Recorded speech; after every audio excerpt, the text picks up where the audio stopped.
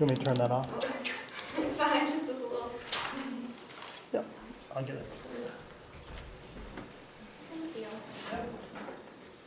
How's that? Good? Good. All right. Doesn't hurt anymore.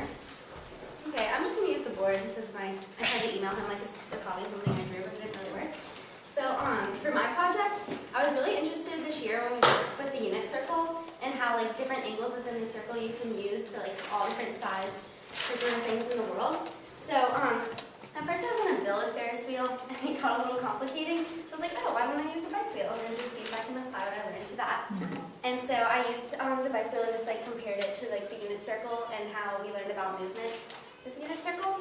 So there's like many curves in math that we can't like write a single equation for because they're so complicated. So like instead of writing like finding x in terms of y or like y in terms of x, you can use a parametric equation. So you can write like have both equations for x and y in the terms of a third variable, which is t for time. And so like basically as you move around a circle, like this one I looked at, you can like stop at different points. And so like when we were like talking about a Ferris wheel, like say you get on down here and then you move up, then like the average one maybe takes like 10 minutes to get here and then like 20 minutes to get here and like so on as you go around. And so like the different points you can find on the circle are based on the equations we learned about like sine and cosine within a triangle. So if you have the unit circle, and you're traveling, like say you stop at this point, but you don't know like where this actually is on the circle, you can find the degree of this angle, and then if you take the cosine of that degree and the sine of it, it gives you the x and y for your certain angle. So what I did is I took the wheel and it measured, so the radius was 13 inches. So you knew that like from here to here is 13 and like from there to there is 13. So I plotted all the points around it starting at 0, 0, and then you went up in 13, and 13, and so on.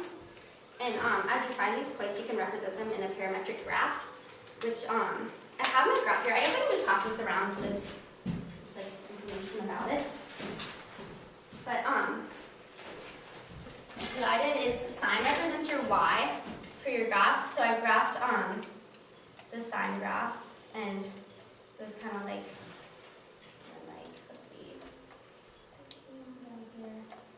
we'll just say it's like that. And then if you graph the x's, it starts in the same place, but it goes down, and I'm just guessing right now because I don't have it with me, but it goes down instead of up.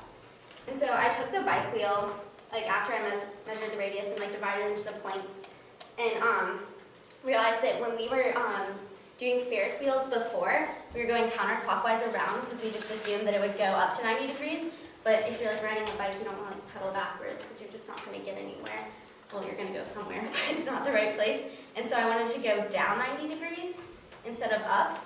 So I made it so it would go from this point along, and you can see it on that sheet that I'm passing around. And then I figured out like all the points, and I was looking at it all, and I was like, wow, this really doesn't make sense. And then I remembered that my period was still a minute, which your period is like how long it takes you to get around your circle. And I was like, that doesn't make sense for a biker, because if you're biking and your circle's like going around one time every minute, you would just fall over because you can't like stay on the bike that's not moving. And so I looked up something about the average biker, and a biker's cadence is like the cycles they have per second, and the average cadence is 60 cycles a second. So my period would have to be 1/60, and that's on the sheet too. And so what I did is after I found my period, I like looked at my graph and came up with an equation, and but it's like y equals if the period is 160 over 360, I think it was 0.00046 something, and then you have that as like your change, and then so it was like y equals, and then since the distance from here to here is the starting point, that would be your d, so it's 13, and it's also your a because up here would be 26, because you know 13 plus 13 is 26, That's like the highest point you get to, and you want to measure from like your halfway to your peak. So you know that your amplitude's 13, so it's sine 0.0004 x plus 13.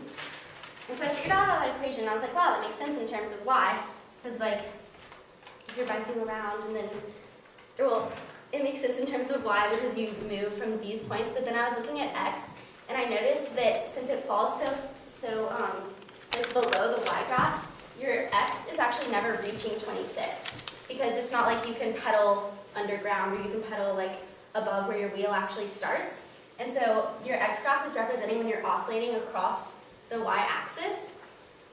And so the cosine graph is a derivative of the sine graph, because as we learned with our trig identities, like, thank you. I don't know my stuff on it. But your cosine graph is a derivative of your sine graph. So it helps like represent in this situation where you can see like the acceleration of the wheel as it moves around, and then the actual just like movement of the points of the wheel as it moves in circles. And yeah, so like by using the unit circle, I could develop like a way that made sense in my head about how the movement of a bike wheel like fits along with what we used in math. And I got to see like the graph of the wheel and how like the different parts of it, such as your x and y, change throughout it, and your derivative just shows like the difference in acceleration of the two. So yeah. And I'm not sure if y'all all got to look at this sheet, but it had like the graph of each of them, and you can see that like the y is increasing before the x, because the y like happens first and gets to the higher points before the x does, but the x shows when those points actually hit the ground like across the axes. So yeah, are there any questions? And then this one just shows like how far you are from the actual ground, because it stays above the 0 mark.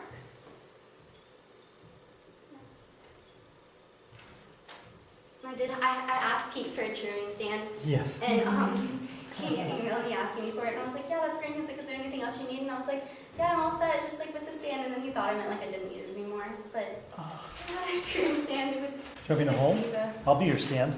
You want to? I mean, I don't think you can like spin on it, but. Okay. Well, basically well, thank you.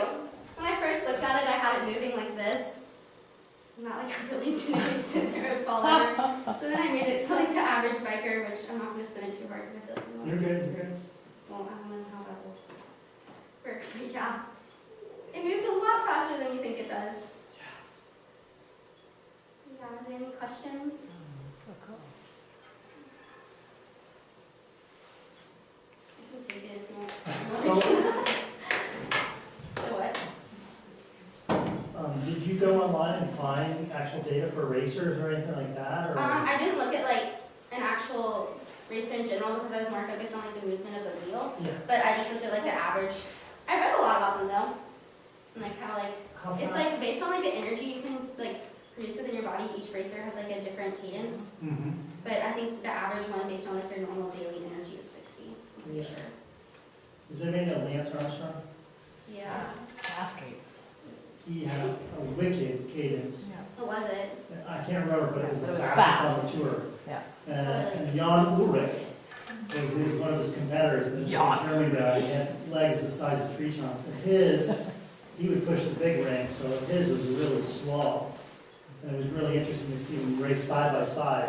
And Ulrich's like, he doesn't really even look like he's really working that hard because he's not moving very fast. And Lance is, just pumping away. But it also like depends on your gears. If they have a big difference in your cadence. Right, It's exactly. like if you That's have it on the what they lowest were gear, in then different your gears. wheel's going to move around a ton, but you're going to get nowhere. So they were moving the same speed, but they had different cadences. That's so funny. Yeah. Do you want Oh, I'm good. This is to- awesome.